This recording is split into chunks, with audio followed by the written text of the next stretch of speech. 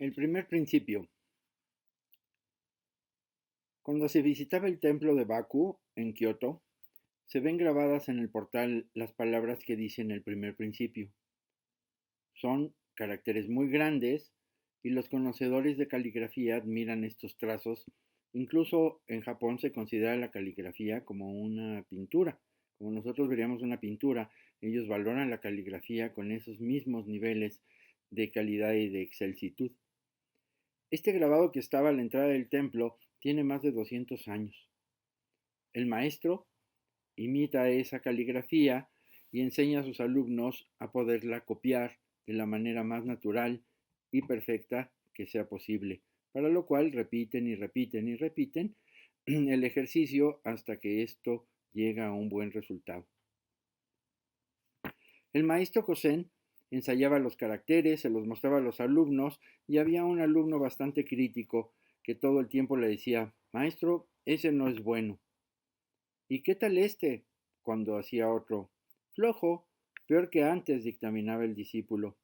Kosen pacientemente, tolerante, ensayaba y ensayaba hoja tras hoja, pues sabía que esto le hacía bien, independientemente de la actitud crítica del discípulo que no tenía la formación todavía para reconocer los caracteres perfectos de los no perfectos, pero estaba en entrenamiento y tenía que enseñarle.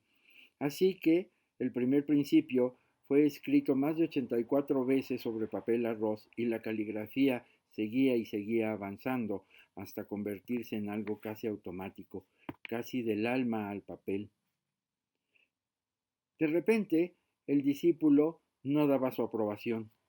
Hubo un momento en que el maestro le pidió que fuera a recoger un poco de más tinta y el alumno salió. Ante esta ausencia de mirada crítica del discípulo, el maestro trazó con toda libertad los caracteres del primer principio y cuando regresó el discípulo le preguntó, ¿y esto? Maestro, una obra extraordinaria. ¿Qué nos quiere decir este cuento un poco más complejo que otros que hemos visto? Muchas veces nuestra naturaleza no tiene nada que ver con lo que esperan los demás. Nosotros hacemos lo que podemos hacer y resulta que los demás se tornan exigentes. Este es un problema que sabemos desde la infancia. Cualquier dibujo que hacíamos era considerado por nuestros padres como incompleto, como malo, no le hacían caso, etcétera, etcétera, y nos van desplazando y siempre consideramos que lo que hacemos no tiene suficiente rigor, no tiene satisfecho a los demás y buscamos incansablemente que a los demás les guste. De ahí viene la necesidad de los likes y likes y likes en los medios de comunicación digital. Pero resulta que para este maestro el repetir el ejercicio no consideraba un reto, simplemente se consideraba como un ejercicio. ¿Qué sucede cuando el discípulo crítico sale del entorno del maestro? El maestro es libre de hacer lo que naturalmente puede hacer y de esta manera es que llega a la perfección. Cuando trabajamos para que los demás acepten lo que hacemos, o somos discípulos o somos unos necios. Tal vez la mirada del maestro, que tiene mucho más experiencia que nosotros, puede orientarnos y decirnos cuáles son las fallas y cómo podemos mejorar. Pero cuando es visto por algún ignorante, cuando es visto por alguien que no tiene ni siquiera una tercera parte de la capacidad o entrenamiento que nosotros hemos ejercido, ¿por qué le damos tanto poder? Yo tenía un alumno que era doctor y de repente renunció al proceso de aprendizaje fotográfico porque su mujer le decía que sus imágenes eran muy malas, que cada vez estaba peor. Un día le pregunté, ¿y tu esposa es crítica de arte, directora del Museo de Arte Moderno, es pintora? ¿A qué se dedica? No, es forense.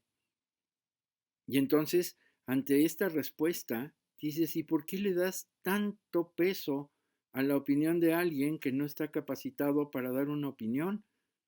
Puede ser un comentario, pero tomarlo tan a pecho que inhiba lo que nosotros estamos haciendo es un problema muy fuerte dentro del proceso de creatividad, incluso dentro del proceso de nuestra propia personalidad. Si hacemos algo y a los demás no les gusta, entonces nos inhibimos. Aquí la tarea del cuento, de alguna manera, es considerar que lo que hagamos tiene que ser con un espíritu libre y por lo tanto no nos importa y no queremos tener cerca a aquellos que están criticando, porque esto estorba. Esto nos lleva a errores. Hemos visto cómo los niños andan en bicicleta y de repente el padre o la madre le pegan un grito de que cuidado y es justo cuando el niño se cae. Cuando uno actúa con libertad, igual que un pájaro, la posibilidad de acierto es muchísimo mayor. Las cosas salen muy naturalmente, tanto en la obra de arte como en la convivencia natural. Cuando tratamos de quedar bien, nos volvemos torpes. Estamos pensando más en el reconocimiento que en la producción. Producir es un placer. Producir en la vida, producir en las amistades, producir en una obra de arte, es un camino para la satisfacción interior. Y nadie, excepto alguien que pueda guiarnos, puede decirnos si aquello está bien o mal. Ese es el resultado de nuestro nivel y hasta dónde vamos. Entonces en la vida sucede lo mismo. Hemos acumulado una gran cantidad de experiencias, de conocimientos y de filosofía para actuar. Cuando alguien interfiere en nuestro camino y nos dice cuáles son los elementos que tenemos que hacer, nos inhibimos, nos entorpecemos y caemos como el chiquillo de la bicicleta. Por lo tanto, consideremos este cuento como la posibilidad de hacer lo que queremos hacer sin buscar que nadie lo apruebe, sin buscar que nadie nos aplauda o que nadie nos critique, y de esta manera fluiremos mejor. Bueno, hasta luego y ya vamos en el cuento 19. Agradezco su presencia y seguiremos. Buen día.